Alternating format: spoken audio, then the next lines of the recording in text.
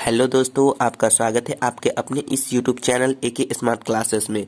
और आज मैं आपके लिए 12th हिंदी का 50 महत्वपूर्ण ऑब्जेक्टिव प्रश्न लेकर आया हूं। तो कृपया वीडियो को एंड तक देखें।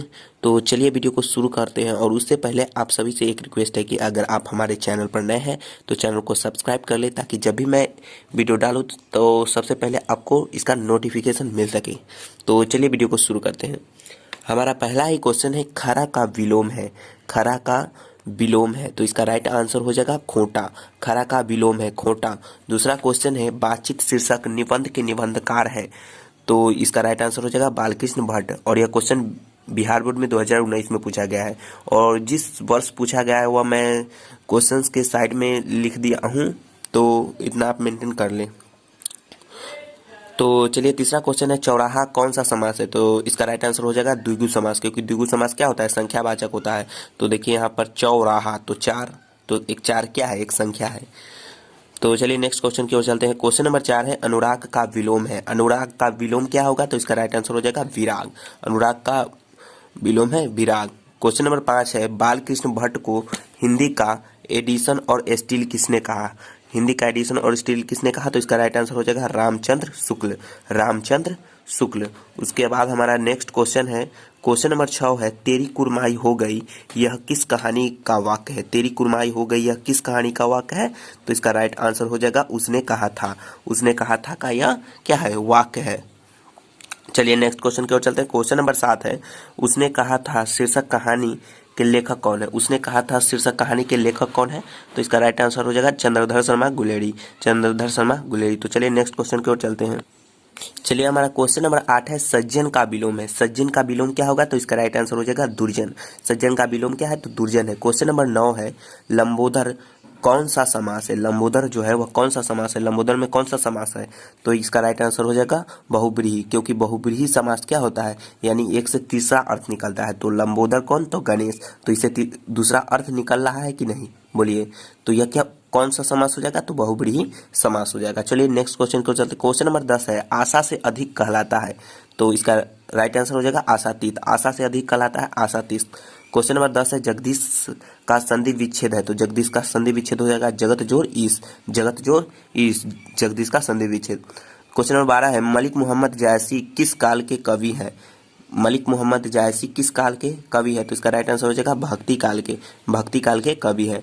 क्वेश्चन नंबर 13 है, शिक्षा शीर्षक निबंध के निबंधकार है जय कृष्ण मूर्ति। जय कृष्ण मूर्ति। और आप इस क्वेश्चन को जरूर ही तैयार कर लें, और मैं इसमें आपके बुक से रिलेटेड तो है ही, और उसके अलावा मैं व्याकरण का भी क्वेश्चंस डाला हूँ, तो इसे जरूर ही आप तैयार कर लें। और कृपया एग्जाम को मजाक न समझें, नहीं तो मजाक आपको भारी पड़ सकता है। तो चलिए नेक्स्ट क्वेश्चन की ओर चलते हैं। क्वेश्चन नंबर 15 है, गुलेरी जी ने कुल कितनी कहानियां लिखी है। गुलेरी जी कौन, तो जो कि चंद्रधर शर्मा गुलेरी है, उसने कहा था कि जो लेखक है कौन है, तो चंद्रधर शर्मा गुलेरी। और उन्होंने कितनी कहानियां लिखी है, तो इसका राइट आंसर हो जाएगा 3। उन्होंने कितनी कहानियां लिखी है, तो 3। क्वेश्चन नंबर 16 है, तुलसीदास का मूल नाम क्या था। तुलसीदास का जो मूल नाम था वह क्या था, जो कि उन्हें बचपन का नाम था मूल नाम, या इसको बचपन का नाम भी बोल सकते हैं। तो इसका राइट आंसर हो जाएगा राम बोला। क्वेश्चन नंबर 17 है, रामचरितमानस के रचयिता कौन है। रामचरितमानस है जो उनके रचयिता कौन है, तो तुलसीदास। तुलसीदास। क्वेश्चन नंबर 18 है, कवितावली के रचनाकार है तुलसीदास। कवितावली के रचनाकार तुलसीदास। क्वेश्चन नंबर 19 है, तुलसीदास कैसे कवि माने जाते थे। समन्वयवादी। समन्वयवादी। क्वेश्चन नंबर 20 है, पुत्र वियोग किसकी रचना है, तो इसका राइट आंसर होगा सुभद्रा कुमारी चौहान।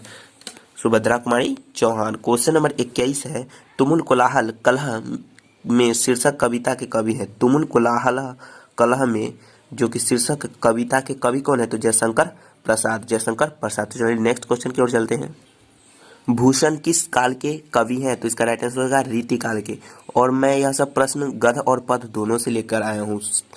तो चलिए नेक्स्ट क्वेश्चन को चलते हैं। क्वेश्चन नंबर 23 है, नाभादास के दीक्षा गुरु कौन थे। नाभादास के दीक्षा गुरु कौन थे, तो स्वामी अग्रदास। स्वामी अग्रदास। क्वेश्चन नंबर 24 है, दिनकर जी को किस कृति पर भारतीय ज्ञानपीठ पुरस्कार प्राप्त हुआ। यहाँ पर नहीं दिख रहा होगा, हुआ तो इसका राइट आंसर हो जाएगा उर्वशी। क्वेश्चन नंबर 25 है सरस का विलोम है, सरस का विलोम है तो इसका राइट आंसर हो जाएगा नीरस, सरस का विलोम नीरस। क्वेश्चन नंबर 26 है रोज कहानी की नायिका कौन है, तो इसका राइट आंसर हो जाएगा मालती, मालती। लोक नायक किसे कहा गया है, तो जयप्रकाश नारायण को। उसके बाद अगला क्वेश्चन है क्वेश्चन नंबर 28 है, क्वेश्चन नंबर 28 है मालती के पति का नाम है, मालती के पति का क्या नाम था, तो वह था महेश्वर। चलिए नेक्स्ट क्वेश्चन को चलते हैं। क्वेश्चन नंबर 29 है एक लेख और एक पत्र के लेखक कौन है, तो इसका राइट आंसर हो जाएगा भगत सिंह। क्वेश्चन नंबर 30 है सिपाही की माँ क्या है, एकांकी है, सिपाही की माँ क्या है, एकांकी है। क्वेश्चन नंबर 31 है रंगून कहाँ है, बर्मा में, रंगून कहाँ है, बर्मा में। क्वेश्चन नंबर 32 है सिपाही की माँ एकांकी किस पुस्तक से ली गई है, तो अंडे के छिलके से ली गई है। सिपाही की माँ एकांकी जो कि क्या है, एक एकांकी है, किस पुस्तक से ली गई है, तो अंडे के छिलके। क्वेश्चन नंबर 33 है जूठन क्या है, जूठन जूठन जो कि है वह क्या है, तो आत्मकथा है। 34 है जूठन के हेडमास्टर का क्या नाम था, यानी जूठन में जो कि हेडमास्टर थे उनका क्या नाम था, तो काली राम, काली राम। क्वेश्चन नंबर 35 है जूठन किस विधा से लिखा गया है, जूठन किस विधा से लिखा गया है, तो इसका राइट आंसर होगा आत्मकथा। क्वेश्चन नंबर 36 है फलित में कौन सा प्रत्यय है, फलित में कौन सा प्रत्यय है, तो ईद। देखिए प्रत्यय होता है जो कि पद के अंत में लगा हुआ था, शब्द के अंत में लगा हुआ था, और उपसर्ग शब्द के शुरू में। तो देखिए फलित है तो अंतिम में फल जोड़ इत, तो फलित अंतिम में क्या आ रहा है, इत, इत बोला रहा है, तो इसका प्रत्यय कौन सा हो जाएगा, तो इत हो जाएगा। तो चलिए नेक्स्ट क्वेश्चन की ओर चलते हैं। चलिए हमारा क्वेश्चन नंबर 37 है स्वागत में कौन सा उपसर्ग है, स्वागत में कौन सा उपसर्ग है, तो सु। देखिए सु जोड़ आगत होता है, तो स्वागत हो गया, इसका संधि विच्छेद सु जोड़ आगत।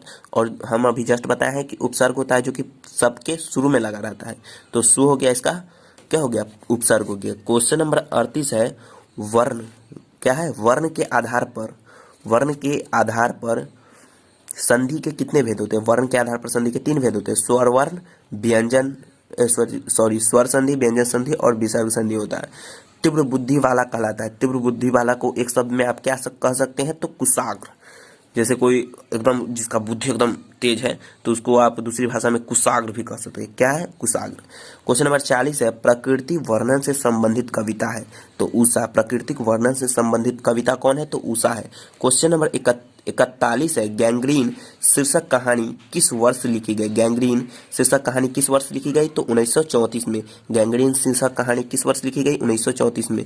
क्वेश्चन नंबर 42 है अर्धनारीश्वर किसका कल्पित रूप है, तो यह है शिव और पार्वती का, अर्धनारीश्वर किसका कल्पित रूप है, शिव और पार्वती का। क्वेश्चन नंबर 43 है अर्धनारीश्वर कब प्रकाशित हुई, तो इसका राइट आंसर हो जाएगा 1952 में, अर्धनारीश्वर कब प्रकाशित हुई, 1952 में। तो चलिए नेक्स्ट क्वेश्चन की ओर बढ़ते हैं। क्वेश्चन नंबर 44 है जायसी किस शाखा की कवि है, तो जायसी बोले तो मलिक मोहम्मद जायसी, इनका पूरा नाम है मलिक मोहम्मद जायसी। तो जायसी किस शाखा के कवि है, तो प्रेम मार्ग के। और यह भी क्वेश्चन 2014 में पूछा हुआ। क्वेश्चन नंबर 45 है आसमान टूटना मुहावरे का अर्थ है, आसमान टूटना मुहावरे का अर्थ क्या है, तो इसका आंसर हो जाएगा अचानक मुसीबत आना, अचानक मुसीबत आना। क्वेश्चन नंबर 46 है उद्गम का संधि विच्छेद है, उद्गम का संधि विच्छेद क्या होगा, उत्जोर गम। क्वेश्चन नंबर 47 है दाल रोटी के समास का नाम बताए, तो यह है द्वंद्व समास। और देखिए द्वंद्व समास जब आपको पहचानना हो तो देखिए हमेशा रहता है, जैसे दाल रोटी माता पिता, यानी कि बीच में हाइफन का चिन्ह रहता है, और नहीं रहेगा तो यह समझ लीजिए उल्टा रहता है। उल्टा कैसे, तो दाल रोटी माता पिता, तो यह सब कौन सा समास हो जाएगा, द्वंद्व समास हो जाएगा। क्वेश्चन नंबर 48 है घाट घाट का पानी पीना मुहावरे का अर्थ है, घाट घाट का पानी पीना मुहावरे का क्या अर्थ है, तो इसका आंसर हो जाएगा बहुत अनुभवी होना। क्वेश्चन नंबर 49 है तलवार का विलोम है, तलवार का विलोम क्या है, तो सहायक, सहायक। क्वेश्चन नंबर 50 है अपने पैरों पर खड़ा होना मुहावरे का अर्थ है स्वावलंबी होना, स्वावलंबी होना। अपने पैरों पर खड़ा होना मुहावरे का अर्थ है स्वावलंबी होना। और इस तरह से यानी हम लोगों ने 50 ऑब्जेक्टिव जो कि महत्वपूर्ण थे वह क्लियर कर लिए हैं।